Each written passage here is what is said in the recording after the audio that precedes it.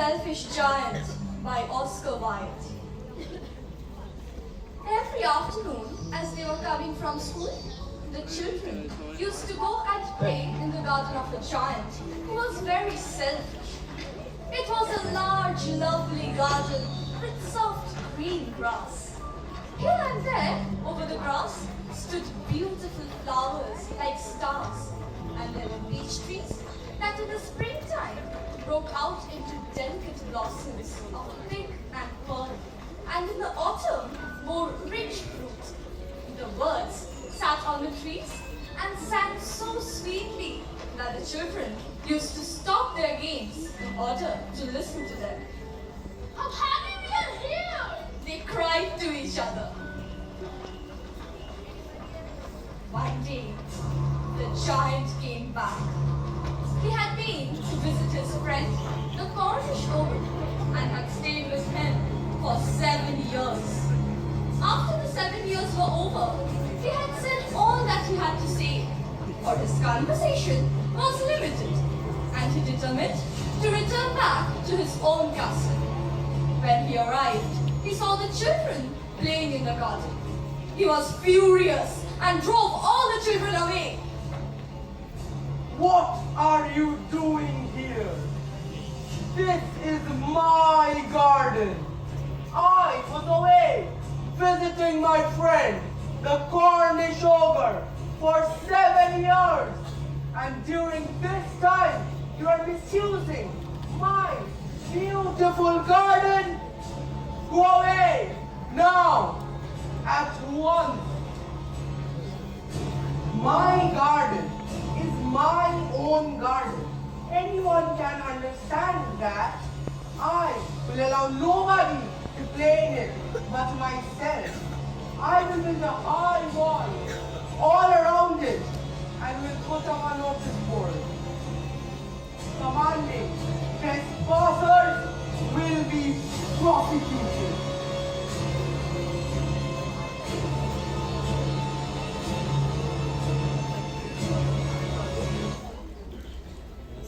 He was a very selfish giant indeed. The poor children had now nowhere to play. Then the spring came, and all over the country there were little blossoms and little birds. Only in the garden of the selfish giant it was still winter. The birds did not care to sing in it, as there were no children, and the trees forgot to blossom. Once, a beautiful flower put its head out from the grass. But when it saw the notice board, it was so sorry for the children that it slipped back into the ground again and went off to sleep. The only people who were pleased were the snow and the frost.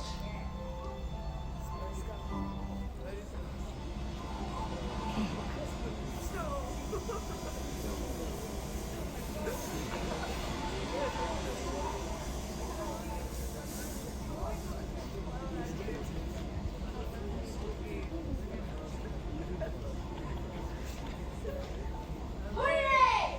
Spring has forgotten this garden, so we will live here all year round. The snow covered up the grass with her great white cloak, and the frost painted all the trees silver. Then they invited the Northman to stay with them, and he came. He was wrapped in furs, and he rode all day about the garden and blew the chimney pots down. This is a delightful spot, so we must ask the head for a visit. Ha ha ha ha ha. So the hill came. Every day, for 3 hours, he rattled on the roof of the castle till he broke most of the sticks. And then he ran round and round the garden as fast as he could go. He was dressed in white, and his breath was like ice. The giant looked out of his window and saw that his beautiful garden was covered with ice and snow. The Northwind was roaring all around it.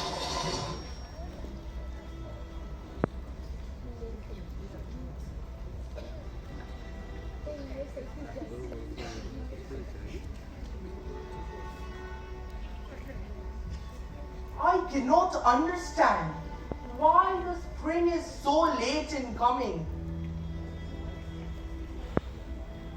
I hope there will be a change in the weather. But the spring never came.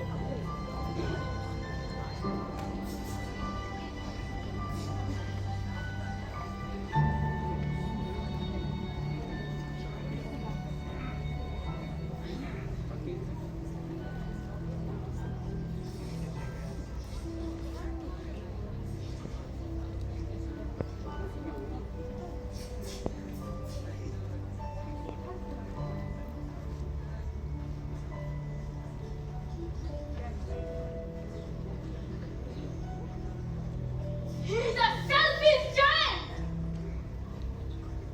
Oh yes, very selfish. We are already sad. Alas, we have nowhere to play. We can't play on the road. The road is so dusty and full of hard stones. We do not like it. We were so happy in the giant's garden. But can't get inside because of the high wall around it.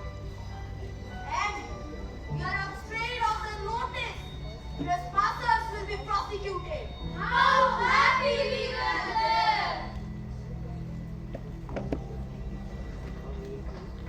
Friends, I have a good news for all of you. Good news? What is it? I have found a small hole in the wall of the giant's garden. Can't we get into the garden through it? Oh no! If we enter, the giant will be very angry. No.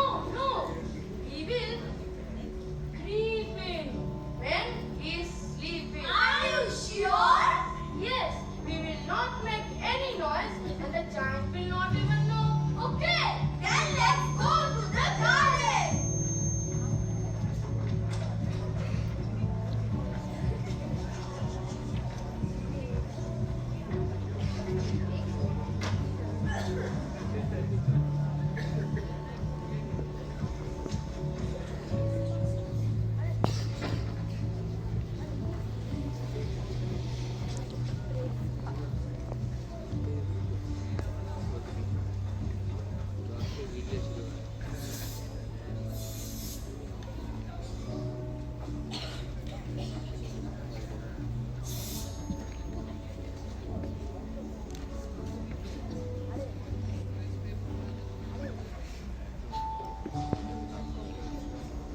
One morning, the giant was dozing in the garden when he heard some lovely music.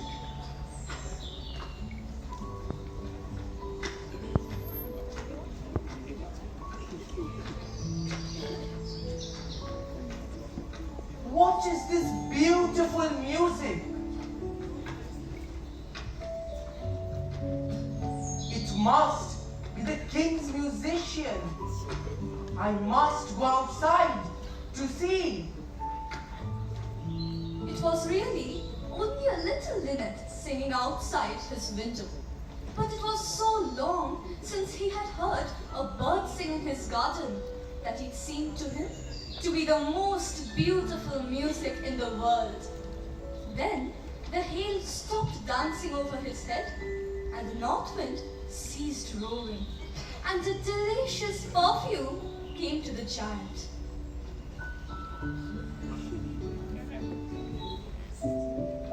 I believe spring has come at last. saw the most wonderful sight. Through a little hole in the wall, the children had crept in, and they were sitting in the branches of the trees. In every tree that he could see, there was a little child.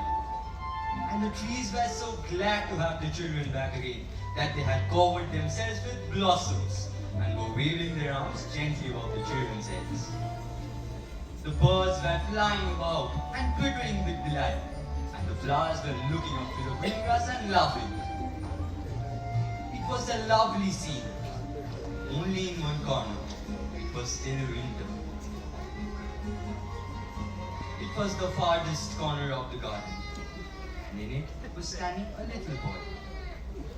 He was so small that he could not reach up to the branches of the tree, and he was wandering all around, crying bitterly. The poor tree was still quite covered with frost and snow. Climb up, little boy. Said the tree, and it bent its branches down as low as it could. But the boy was too tiny. The giant's heart melted.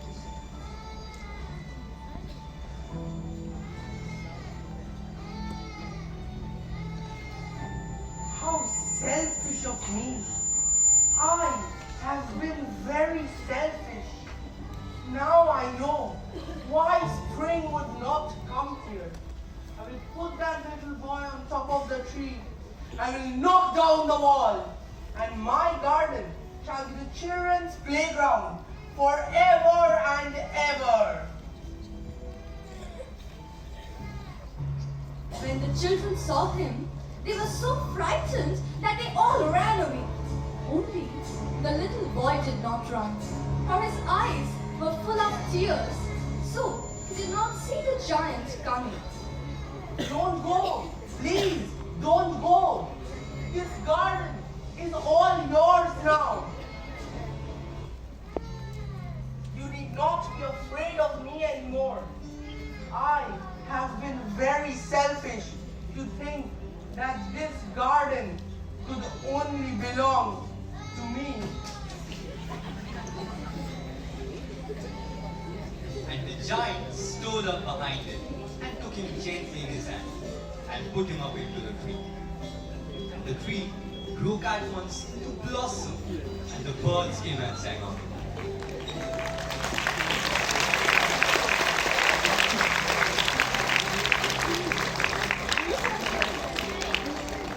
The other children saw this and came running back to the garden.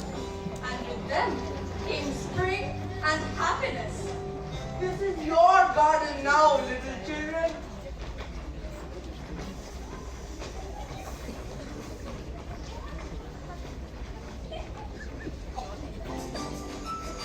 The giant's garden is now the happiest, the prettiest place. It is filled with peals of laughter and the warmth of love. Yes, love. Love that heals.